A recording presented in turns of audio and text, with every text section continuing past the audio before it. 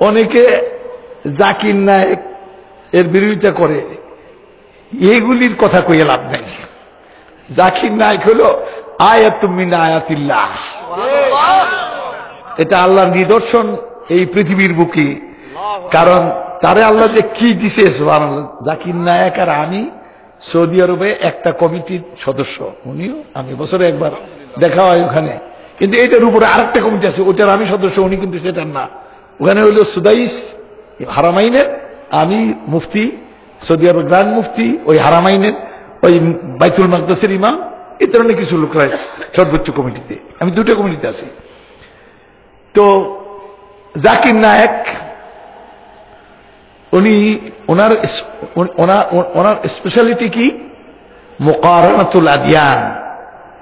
মুকারানাতুল আদিয়ান ইংরেজিতে বলে comparative religion, মানে ধর্মের তুলনামূলক স্টাডি।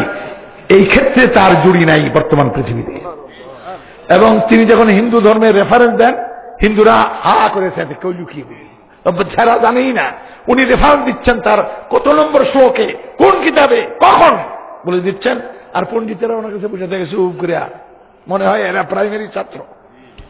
কি দেখেন না আপনারা টেলিভিশন, উনি যখন তওরাত থেকে রেফারেন্স দেন, ইনজিল থেকে দেন, একটা থেকে একটা দেন, আমি অবাক হই যে আল্লাহর খাস একটা তার অনুদান তার প্রতি। উনি কিন্তু হালাল হারামের ইমাম না, আমরা যখন ফেকার ইমাম আলেম, উনি সেটা না, উনি হলেন মুকারানাতুল আদিয়ানের, ওনার এটা স্পেশালাইজড। আলহামদুলিল্লাহ। কাজী যারা ওনার পিছনে লাগছে,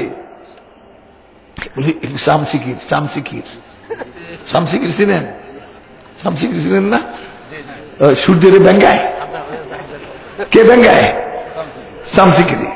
এরা সূর্যের জ্বালায়, চোখের জ্বালায় দিনের বেলা বাইরে না, কোথায় থাকে? গর্তের মধ্যে। আপনি জাকির নাকের সামনে বসতে কথা বলতে পারবেন? আপনি ফালাফালি করেন, দেখি না কয়টা দিতে পারেন আপনি? তওরাত থেকে, ইনজিল থেকে একটা একটা করে কোরআনের হাক্কানিয়াত আর বাকি ধর্মগুলির বাতিল এমন ভাবে বাতিল করে ওরা নিজের হাক করে থাকে। আজ পর্যন্ত তার সামনে মোকাবিলা কেউ দাঁড়াতে পারে নাই। খামাখাই এগুলি করে লাভটা কি? হ্যাঁ, তিনি আলে হাদিস, আমাদের প্রচলিত আলে হাদিস, গায়রে মুকাল্লিদ, এই হানাফি মাযহাবের লোক না, তাই বলে আবু হানিফার গালিও দেন না, কোনোদিন না।